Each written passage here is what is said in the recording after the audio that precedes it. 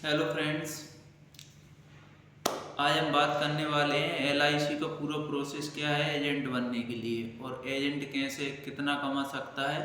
वो सारा कैलकुलेशन इस वीडियो में बता दूंगा आपको, क्योंकि हर किसी के दिमाग में ये चलता है कि एलआईसी का एजेंट बनना मतलब बहुत टेढ़ी खीर है और आप पॉलिसियाँ नहीं ला पाएंगे, लेकिन ऐसा नहीं होता है। अगर आप मेहनत करेंगे तो पॉलिसी ला सकते हैं, क्योंकि आपको अपने पहली बात रिलेटिव जो लोग अपने रिलेशन में हैं, जिनसे अच्छे संबंध आपने बना कर रखे हैं, वो लोग आपसे मना नहीं करेंगे, एलआईसी ले लेंगे। 1000 रुपये महीने की एलआईसी कोई भी ले लेता है। और अगर आप कहीं जॉब कर रहे हैं तो वहाँ से भी आपको एलआईसी मिलने की संभावना 60 से 70% तो हो ही जाती है। तो आप सबसे पहले प्रोसेस स्टार्ट होता कहाँ से है, वहीं से चलते हैं।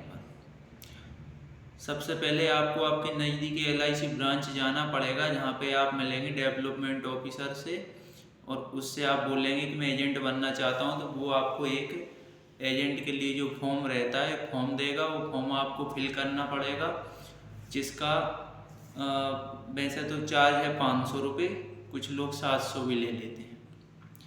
तो आपको 500 रुपये चार्ज पे करना पड़ेगा। फिर आपका होगा एग्ज़ाम, आपको कॉल लेटर आ जाएगा, आपका एग्ज़ाम होगा जो कि टेस्ट रहेगा आपका 25 नंबर का, जिसमें से आपको 13 नंबर लाना कंपलसरी है। अगर 13 नंबर आप नहीं ला पाते हैं तो क्या होता है कि आपको वापस से वही प्रोसेस चालू हो जाता है कि आप 500 रुपये फिर जमा करेंगे, फिर से आपको कॉल लेटर आएगा, फिर से आप एग्ज़ाम देंगे। अगर आप 14 या 13 नंबर भी ले आए ना तो आप एग्ज़ाम क्लियर कर चुके हैं। और उसका एग्ज़ाम ऐसा है, उसके कोई नोट्स नहीं है, कहीं से कुछ भी आ सकता है। बेसिक सा नॉलेज आपको होना ज़रूरी है। अगर आपको बिल्कुल ABCD भी पता नहीं है कि LIC के बारे में, तो हो सकता है वो एग्ज़ाम आप क्वालिफाई नहीं भी कर पाएँ। लेकिन 70% लोग क्वालिफाई कर लेते हैं, 30% ऐसे रहते हैं जो क्वालिफाई नहीं कर पाते। तो उनके लिए वापस से ये प्रोसेस चालू हो जाता है। फिर 500 आप देंगे, फिर आप वापस कॉल लेटर मिलेगा, फिर आपका एग्ज़ाम होगा।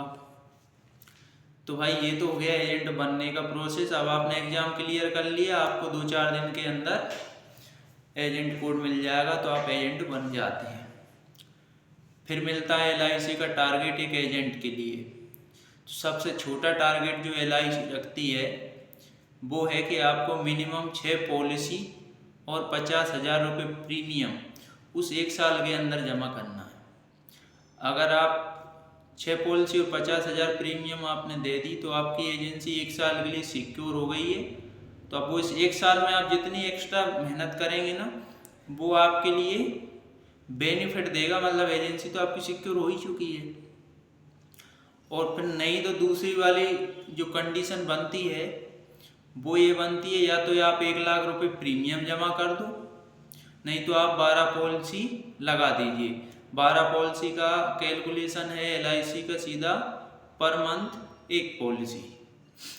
मतलब आपकी एजेंसी आप एक्टिवेशन हर महीने आप कर रहे हैं, यदि 12 पॉलिसी आप कर देते हैं, भले आप 1,000 रुपये महीने वाली जो है किस्तें जमा करें, बंदों की सबसे छोटी पॉलिसी लगाएं, 12 पॉलिसी चाहिए ही चाहिए।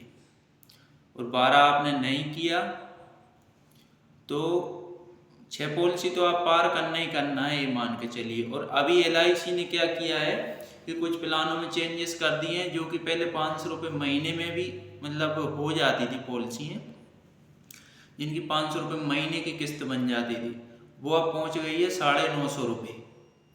मतलब कि आपने अगर 6 पॉलिसी 5 भी कर दी ना तो आप 50,000 के प्रीमियम तो पार कर जाएंगे, लेकिन 6 पॉलिसी जरूरी है करना। तो आपने 6 पॉलिसी आप करेंगे तो आप 12×72 मतलब 70-72 हज़ार रुपये की प्रीमियम आप जमा कर देंगे। LIC की एजेंसी तो बच ही जाती है। फिर यही मतलब चलता है, हर साल का रहता है। आप हर साल आपको मिनिमम 6 पॉलिसी और 50,000 की प्रीमियम तो देनी ही पड़ेगी। और आपने अगर ये टारगेट नहीं कर पाए तो एजेंट ख़त्म हो जाएगा, एजेंसी आपकी ख़त्म हो जाएगी। तो आपने जो भी मेहनत की, जितनी पॉलिसियाँ लगाई, वो सारी है ना, उनका आपको कमीशन भी नहीं आएगा फिर। तो ये तो ज़रूरी है करना। अब आप कितनी पॉलिसी कर सकते हैं ये आपके जो समझाने का तरीका है उस पर डिपेंड करेगा। अगर आप सामने वाले को डायरेक्टली, क्योंकि LIC जीते जी भी पैसे देती है और मरने के बाद भी देती है बंदे को, तो जो लोग बैंकों में पैसा डाल के रखते हैं, जो एक FD के ब्याज मात्र ले रहे हैं, उन लोगों के लिए LIC रामबाण है, मतलब आप मान के चलो। क्योंकि FD का रेट है 6 से 7% और LIC का रेट पड़ता है 9%। लेकिन LIC में आपको लॉन्ग टर्म के लिए इन्वेस्ट करना पड़ता है। शॉर्ट टर्म के लिए FDयाँ रहती हैं, 1 साल में तोड़ो आप, 2 साल में तोड़ो। लेकिन LIC में ऐसा इतना छोटा प्लान, छोटे समय के लिए कोई प्लान नहीं है। कम से कम आपको 16 साल के लिए इन्वेस्ट आप करें तो थोड़ा पैसा मिलता है अच्छा। और अगर आपने 20 से 21 साल तक कर दिया तो आपका पैसा डबल से भी प्लस चला जाएगा और आपकी लाइफ तो सिक्योर रहती है। किसी की आप पॉलिसी करते हो, एक पॉलिसी की आपने रसीद आपके हाथ में आती है ना, वो बंदा तभी से सिक्योर हो जाता है। उसके साथ कभी कोई घटना वगैरह घट जाती है तो LIC उसका सम एश्योर्ड का जो पेमेंट रहता है वो उसके घर पे दे देती है। तो एजेंट बनने में ये फ़ायदा है कि कोई बंदा फॉरएवर में ज्वाइन करना चाह रहा था, मान लीजिए अगर उस बंदे ने 30,000 रुपये फॉरएवर को दे दिए और फॉरएवर ने उसको दिए कितने, 7,000 रुपये, ठीक है। तो फॉरएवर इतनी विश्वसनीय कंपनी नहीं है। तो होता क्या है कि LIC में अगर आपने 30,000 प्रीमियम दे दी तब भी आपको 7,500 रुपये मिल रहे हैं। और LIC को दुनिया जानती है भाई, LIC कभी डूबने वाली नहीं है। गवर्नमेंट है, गवर्नमेंट की उसमें 50% हिस्सेदारी है, तो LIC बहुत सिक्योर है। और जिसके पास गवर्नमेंट जॉब है या बिजनेस चल रहे हैं वो सब लोग LIC में इन्वेस्ट करके बैठे हैं। अब लोगों की सोच ये बन जाती है कि हम LIC क्यों लें, हमें थोड़ी कुछ होगा। भाई प्रयागराज में अभी कुंभ चल रहा था, भगदड़ मच गई, हो गया, होना था जिनको। कई जगह ऐसी घटनाएं हो जाती हैं, कई जगह बस पलट जाती हैं, हादसे हो जाते हैं, बताकर तो होते नहीं हैं। अब क्या रहता है, LIC सबसे ज़्यादा बेनिफिट उस बंदे को देती है जो भी घर में एक करने वाला हो, उसके साथ में 4-5 लोगों का जो भार है वो उसके कंधों पे डला हो। अब वो बंदा ये चीज़ सोच लेता है कि भाई मुझे अगर कुछ हो जाता है अचानक से, क्योंकि कुछ भी हो सकता है, आजकल अटैक भी, मतलब जवान लोगों को भी अटैक आने लगे हैं, 16-16 साल के बच्चों को अटैक आने लगे हैं। वाहन भी बहुत ज़्यादा मतलब बढ़ चुके हैं कि पहले का समय था बैलगाड़ी का था, एक्सीडेंट नहीं होते थे। अब इतना समय आगे निकल गया है कि हर व्यक्ति तो वाहन ले रखा है, हर व्यक्ति ने, तो घटना के चांस तो हो ही जाते हैं, दुर्घटना हो सकती है। तो वो बंदा यही सोच लेता है कि भाई अगर मेरे को कुछ हो जाता है तो मेरा परिवार सड़क पे आ जाएगा, क्यों, कमाने वाला तो मैं अकेला ही हूँ। तो इस अनिश्चितता के लिए LIC लोग करवाते हैं। और कुछ लोग क्यों कराते हैं, पैसे वाले लोग, उन पे तो पैसा, उनको ज़रूरत नहीं है LIC की, वो कराते हैं उनका इनकम का टैक्स बचाने के लिए। LIC पे इनकम का टैक्स नहीं लगता है। बैंक में आप FD कराते हैं, अगर 10,000 से प्लस आपका इंटरेस्ट बन रहा है तो उस पर TDS कट जाता है, मतलब एक तरीके से टैक्स बैंक काट लेती है। तो ये लोग समझ नहीं पाते हैं इस चीज़ को। और सबसे बड़ा बेनिफिट ऐसे लोग, मतलब पैसे वाले तो उनका दिमाग लगा लेते हैं कि भाई अपना एक तो GST बच रहा है, इनकम पे टैक्स नहीं देना अपने को, और इसके बाद वो बड़ी पॉलिसियां ले लेते हैं। भाई साहब करोड़ों रुपया उनके घर वालों को दे जाते हैं, उनको पता है मरना तो एक बार है, कभी अचानक से कुछ हो गया कर गया तो करोड़ों रुपये उनके घर वालों को दे के चले जाते हैं। करोड़पति तो थे ही, करोड़ों और दे गए। और जो बंदा ऐसा रहता है जो ज़रूरतमंद है, उस बंदे के लिए भी घर को एक सपोर्टिंग एक लेवल दे जाता है कि भाई 2-3 साल में आप आपकी व्यवस्था कर सकते हैं, कुछ भी आप चाहें वो कर सकते हैं, क्योंकि आपके हाथ में 2 पैसे रहते हैं। वो तो बंदा चला गया मजबूरी में, कोई हर कोई मरना तो चाहता नहीं है, लेकिन मरना सबको है, एक सच्चाई है। लेकिन किसी के मुंह से सुन ले तो उसको आग लग जाती है, मेरे मरने की बात कर रहा है। तो ये एक सच्चाई है। और किसी को भी आप प्लान समझाते हैं ना, आप अपने पे लेके समझाएं, ताकि दूसरे बंदे को ऐसा ना लगे कि भाई मेरे लिए बोल रहा है। क्योंकि अपन समझाने के लिए एग्जाम्पल अपने पे ले लो कि भाई मैंने प्लान लिया था, मुझे अगर कुछ हो जाता है तो इतना पैसा मिलेगा, और कुछ नहीं होता है, अच्छी भली ज़िंदगी जी ली तो इतना पैसा मिलेगा। तो ये बेनिफिट हो जाता है।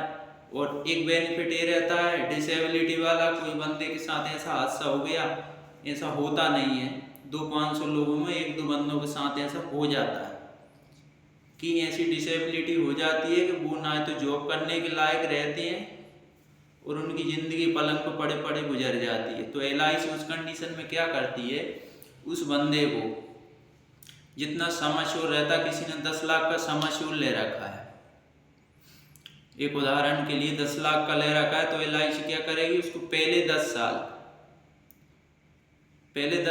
10% उस सम एश्योर का, यानी कि 10 लाख का 10% 1 लाख रुपए, पहले 10 साल 1-1 लाख रुपए 10 साल के लिए देगी। मतलब आपको 10 सालों में 10 लाख रुपए तो LIC ने वो दे दिए। इसके बाद आपकी पॉलिसी किस्तें माफ़ कर देती है तभी से। तो आपकी पॉलिसी जब पूरी होगी ना, तो आपको क्या मिलेगा, जितना मिलना था वो उस टाइम पे वो तो मिलेगा ही मिलेगा आपको। और पहले 10 साल आपकी LIC ने मदद की, 10% आपको टुकड़ों में पैसा देकर। बच्चों के लिए भी एक बेनिफिट रहता है इसमें। छोटे छोटे बच्चे रहते हैं, 20 साल से जो भी बच्चे छोटे रहते हैं, उसमें एक राइडर लिया जाता है, जिसमें क्या होता है कि बच्चे का बाप यानी पिता जो भी करता धरता है, बच्चा भी डिपेंड किस पे करता है, पिता पे। पिता कमाता है तभी तो उसकी किस्तें भराएंगी। अगर कोई कंडीशन ऐसी बन गई कि उस बच्चे को, पापा को कुछ हो गया, तो उस बच्चे की किस्तें LIC माफ़ कर देती है। उसकी पॉलिसियाँ तो मतलब पॉलिसी उसकी उसी टाइम में पूरी होगी जिस टाइम में उसको होना चाहिए था, क्योंकि बच्चा तो सुरक्षित है ना, लेकिन उसकी किस्तें माफ़ कर देती है, क्योंकि जिस पे डिपेंड था वो नहीं रहा, किस्तें उसकी माफ़ हो जाती हैं। तो ये कुछ एक्स्ट्रा बेनिफिट LIC के पास हैं। अब बैंक में कोई FD करवा लेता है तो FD में जितना आपने डाला है उतने पैसे पे आपको ब्याज मिलेगा। अगर किसी को कुछ हो गया तो कुछ नहीं मिलेगा भाई, जो आपकी FD का है कोई मिलना है। तो बैंक में इतना बेनिफिट नहीं रहता है। और एजेंट को समझाने के लिए अपने ऊपर लेके समझाएं, किसी दूसरे बंदे पे कुछ बंदे ऐसे रहते हैं, सनकी रहते हैं, उनने सुन लिया, कुछ लेडीज रहती है, अरे हमारे बच्चे के बारे में ऐसे शब्द बोल रहा है, इसलिए आप अपने पे लेके समझा सकते हैं। और अगर आपने पहले 3 साल 100 पॉलिसियाँ लगा दी ना, तो भाई लाखों रुपए में खेलोगे आप। 5-5, 6-6 लाख रुपए, 7-7 लाख रुपए कमीशन आता है एक साल का। क्योंकि मैं अभी जिस ब्रांच में मैं जुड़ा हूँ, वहाँ पे 5-6 लोग ऐसे हैं जो कि हर साल, कुछ लोग 50+ पॉलिसियाँ करते हैं, कुछ लोग 100+ पॉलिसियाँ भी करते हैं, जो कि उनका रिकॉर्ड बन जाता है। और अगर आप पहले 3 साल आपने 100+ पॉलिसियाँ कर दी ना, तो आपका एक चांस बन जाता है कि LIC में डेवलपमेंट ऑफिसर की वैकेंसी आती है, उसमें आपको मतलब सिलेक्शन होने के चांस बहुत बढ़ जाते हैं। और डेवलपमेंट ऑफिसर आप बन गए तो 70,000 रुपये महीना सैलरी है डेवलपमेंट ऑफिसर की LIC ब्रांच में। तो आपको वहाँ पे काम मिल सकता है, लेकिन मेहनत आपको करना पड़ेगी और आपको फुल टाइम देना पड़ेगा। क्यों पार्ट टाइम में करेंगे, पार्ट टाइम में 100+ पॉलिसियाँ अपन नहीं दे सकते हैं। और उसमें टारगेट ऐसे लोगों को करना पड़ता है LIC में जिनके पास गवर्नमेंट जॉब है, बिजनेस है, या बहुत अच्छे घनिष्ठ संबंध हैं, और उसके पास अगर अच्छी खासी, जैसे कोई किसान भी हो गया, अगर अच्छी खासी ज़मीन है उसके पास, उसको इनकम होती है, तो वो भी करा लेगा। और अपने व्यवहार बना कर रखें। क्योंकि LIC में सबसे ज़्यादा महत्वपूर्ण होते हैं व्यवहार आदमी के। अगर वो व्यवहार नहीं बना पाया तो कोई पॉलिसी ना तो लेगा और ना वो किसी को दे सकता है, क्योंकि व्यवहारिक आपको होना जरूरी है। बहुत से लोग ऐसे रहते हैं जो कि वो खास तौर पे मैंने लेडीज़ों में ये चीज़ देखी है, लेडीज़ें एक दूसरे से जलती हैं। अगर भाई जब आप किसी से बोलोगे चालोगे नहीं तो आपकी एजेंसी तो वहीं ख़त्म हो जाएगी ना। एजेंट बनने का मतलब नहीं है। अगर आप एजेंट बन रहे हो तो आप सबसे व्यवहार होना चाहिए आपके, और पहले से व्यवहार अगर हैं तो एजेंट बनने में ज़्यादा फायदा है। और अगर आपने सोचा कि हम एजेंट बनने के बाद व्यवहार बना लेंगे तो ऐसा नहीं होता है, क्योंकि सामने वाले की नज़र में आपकी वैल्यूएशन पहले से ही नहीं है। अब आप एजेंट बन गए तो आप अपना उल्लू सीधा करने पहुंच जाओ सामने वाले के पास, तो सामने वाला अपने पे हावी हो जाएगा और आपकी कोई बात ध्यान पे नहीं देगा। वो समझ जाता है कि अब ये इसका काम निकालने के लिए मेरे पास आ गया है।